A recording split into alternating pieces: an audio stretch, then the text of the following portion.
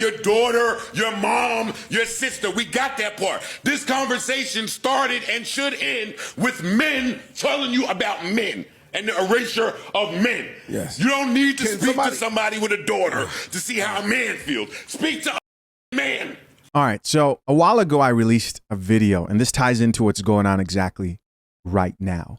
I released a video titled Manhood is Under Attack. It featured Anthony Mackie. You guys have probably seen the video make its rounds through social media. And, you know, it was really popular because it was not something common to see a celebrity, especially at his level, with a movie out, speak this candidly about just how much there's been an attack on masculinity throughout the last few years. Now, get this. I then see an interaction between Joe Budden and Melyssa Ford on the Joe Budden podcast with the caption here. This is the soundbite that we're listening to and going to continue. It says, they get into a heated debate about Anthony Mackie feeling masculinity in young men is being erased. Now, pay close attention to her stance here and what she has to say about this specific situation. I don't know if she's taken the stance of countering Anthony Mackie's point when it comes to the war against masculinity, the very obvious war that we've seen here for a while, because she's just the only woman on this podcast. But something tells me, even based on the few videos that I've actually released on her experience for life, that of course, she's highly modern woman minded. I mean, she's like a pillar, let's be honest, when it comes to women who want to make sure that they avoid coffee at all costs. And on top of that, I wouldn't doubt that she's some type of like a raging feminist.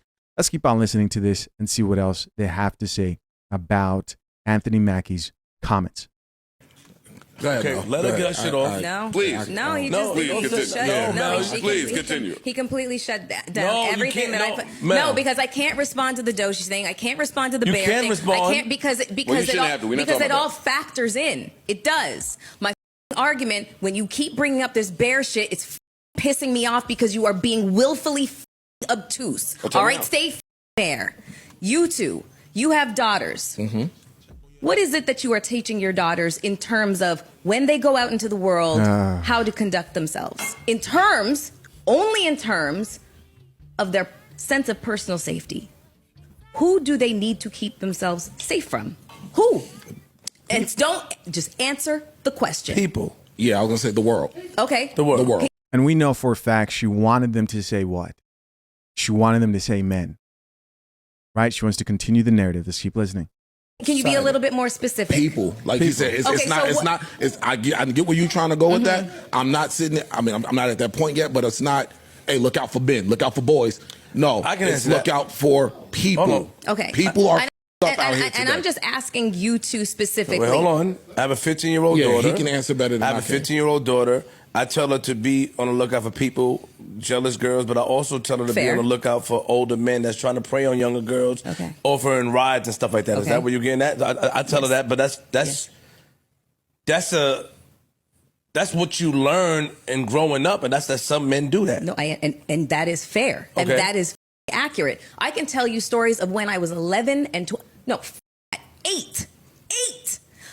We had a handyman that used to come to the house. And one day my father was just like, my parents worked. And my dad was literally like, he's coming to the house. Just give him the money for the work that he did, blah, blah, blah. He came to the house. I was there alone. He was drunk. And he tried to do some shit to me. It was terrifying because I'm in my own house. And this is somebody that my parents trusted. And he came there drunk. And it was really bad.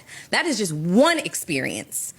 There's so many more that I can talk about that happened before the age of 16 years old. The reality is that you can be in the safest environment and still there will be a situation that unfolds that where you need to teach your daughters to be careful of predatory boys and men. And I'm not talking I about got you. people. I know. Because Can I ask you a question? Can I ask you a question? Just wait 1 second. I don't like that. I don't like that at all. And you know what? We're no longer accepting that. We're no longer dealing with that. We are done as men that every time men try to express themselves within a conversation, and when I say we're done, without calling it out, right? Because what does that have to do with the point of male masculinity being under attack? Haven't you guys noticed that this is the tactic they use? If you're ever reaching any type of rational conclusion when it comes to the war against masculinity today, men and what they have to deal with in modern society, especially what was, because people can say things are changing right now, what was looking like, and some might argue still is a gynocracy, meaning, you know, it's female-centered, female-focused society. And if they want to bring a man down or cancel a man's point, what do? They bring up a separate issue that has to do with either a personal experience they had of, oh, I was taken advantage of, or they'll bring up some accusers. It's the same play. It's the same play. If they want to take you down, they bring up some accusers who changed their mind about dealing with you and said, you know what, I changed my mind. I didn't consent to this thing that happened 10 years ago. I'm not saying this stuff doesn't happen. That's not what I'm saying. But I'm saying you have to be willfully blind to not realize that this is the tactic they use to bring down men or minimize them when they are making a point about things that men go through, right? Then it turns into this victim competition of, oh, who's the biggest victim? We're done listening to the sob stories in the middle of men making a point that has to do with men. It has to stop. Seriously. It seriously has to stop. Like, this is disgusting, if I'm going to be honest. Anything can happen. That story about the handyman, was your dad there for that? No, he wasn't. He was at work. It was during the day. It was like noon or something like that. Mel, Did you guys see what happened there? They know that, and I have to say this, there was an empty dead space right there because they don't know how to handle that.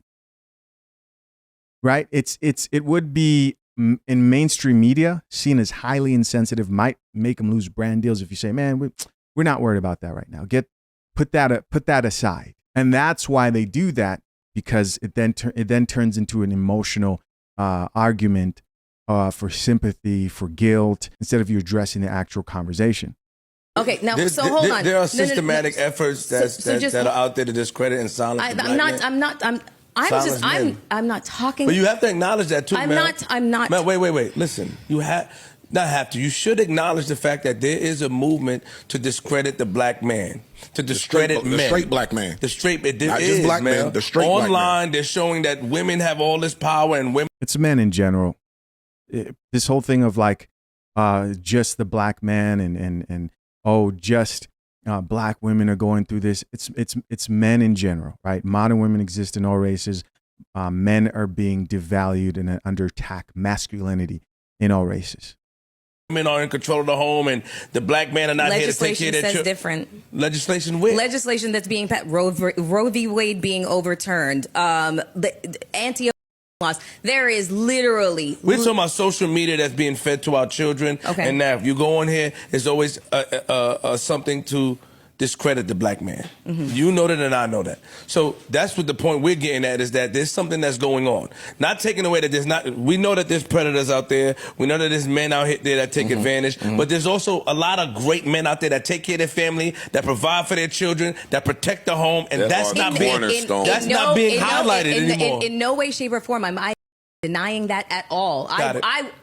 I'll highlight it as much as possible. You don't when you say I'd rather be around a bear. Oh my God, literally. You don't though when you say that. Stop, because the bear is literally just a extreme metaphor for the high incidence rate of against women and girls. That's it. It is a metaphor. Get over it, okay? It's a stupid metaphor. It has nothing to do with the erasure of the concept of the straight.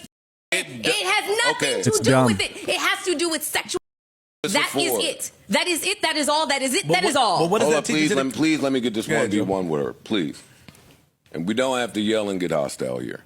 Okay. We don't have to. You're do that. right, but I'm very frustrated by the way that conversation has been handled over the course of months over here, especially for somebody who has literally experienced it. Literally experienced it more times than I care to count. I'm going to say this in closing because I feel like we have rehashed the bear conversation a bunch. That's true. But if the bear conversation is being had through the lens of only sexual victims and victims of sexual, then you have now answered a question while erasing the rest of the field of men, good men, cornerstone men, legacy building great men. That's a good point. That's a good point. You are erasing that and answering the question through the lens of trauma and pain and horrible experiences with men. And by the way, guys, if you didn't get that, Joe Budden was saying, hey, if this always turns into a conversation about SA, then you're minimizing the good men who are looked at as villains based on how people push this narration that men are bad. You know, man is bad compared to woman good. It's stupid. So when you hear Anthony Mackie describe what it is to be a man, where is the confusion at? We're not talking about men that do that. We're talking about men, and men should be acknowledged. Because the two things have nothing to do with each other. Listen, all right, look. So just wait. Okay. Just wait. I'm done. The idea, because she's not gonna get it no matter what you say. But you also, don't get it. But you don't get it. You don't get it. Well, you feel like you're part of the problem because you also highlighted that pressure could be too much for the 15-year-old son. That's the first thing you went to. We are going all over the place. Listen, whoa. Just one second. But you made an excuse for him. Wait 1 second. Wait 1 second. He brought up the bear. He brought it up. Okay. This wasn't even part of the conversation right now. That was just throwing a monkey wrench into the conversation about male masculinity. That has nothing to do with the bear. Got it. That was It not has everything to do with the erasure of men and what it is to be a man. Look. And that's a man telling you. No, just wait 1 second. But even that, a man can't tell you nothing. Go ahead, man. Go ahead. There was this case that just unfolded in France, and her name. Here we go. Here we go. Another case, and in the middle of the discussion of men's issues, there's this. We just save it. Just save it. We got to stop this, man. This really has to stop. This conversation's not about women and what they go through. Right now, it's not important within that conversation. Yes, I said it, drink the coffee. Drink the coffee, it'll make you feel better. Oh yeah, they're back. They're back. The sound effects are back. Yes, sir. And the woman's at the helm of this case, her name is Giselle Pellicotte. Mm-hmm. She was 70 years old.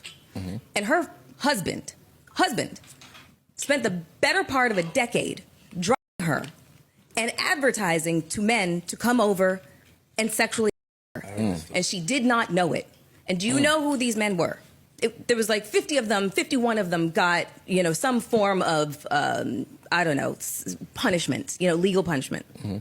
These men were doctors, plumbers, lawyers.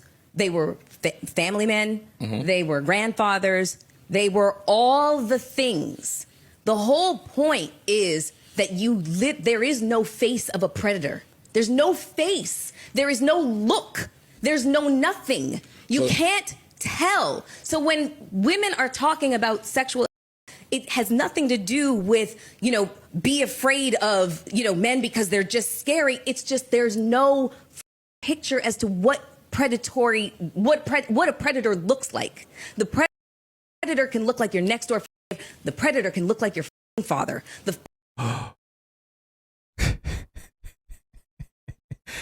Listen, call me evil for that reaction, but if I promise you, if this was a conversation where we're now dealing with women's issues, and you as a man were to bring up a totally separate issue to the conversation, you know what they would call that? They would call that emotional manipulation. And this is how chicks usually like to argue within arguments. When you're arguing with a woman, or it could be your woman, doesn't matter. The conversation, once they realize that they may be held accountable, they will, when they see that, like, oh shit, I might be in the wrong here, they will either go to silent treatment, of like, I'm just so tired of going through, you know what I mean? It's now they try to pivot and change what the argument is about. Or if you lose center, which is why it's not good to lose center within arguments. That's how you win those arguments with women, is that you stay calm, cool, collective. That's your superpower. But once you lose center and you start going off and yelling, I don't mean on a podcast like it's happening here, right? They're not dating each other seriously in real life, but I mean with your chick. What happens? It now becomes, I don't like the way you said that. I can't believe you said that. Mind you, she could have been in the wrong to start with, and you're trying to address that thing, but then it turns into how you addressed it. What am I trying to say? They will move the goalpost. They will try to change the conversation, reframe it, and it's all emotional manipulation. I think everything she said about those other situations are horrible things that need to come to an end. But to bring this up in a conversation where men are trying to tackle the very real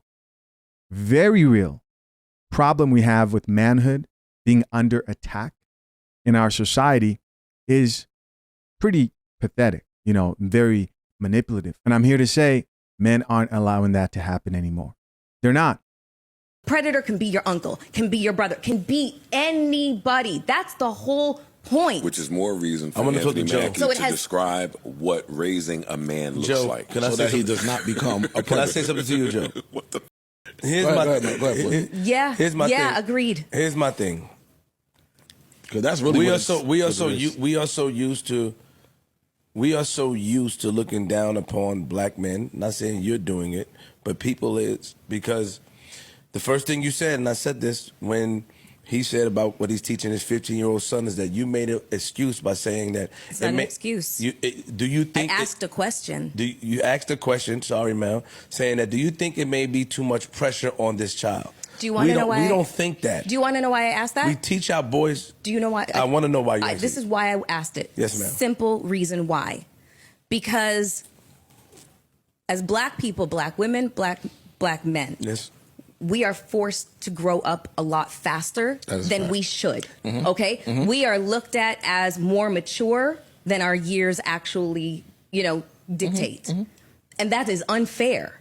That's unfair to both black female children and black male children. They should be able and they should be allowed to have a childhood, full childhood. That was the only reason why I asked. Had nothing to do with him making a poor decision. I do get that, because on the flip side, the flip side of that be the girl that is maybe 13. All right, let's move on here.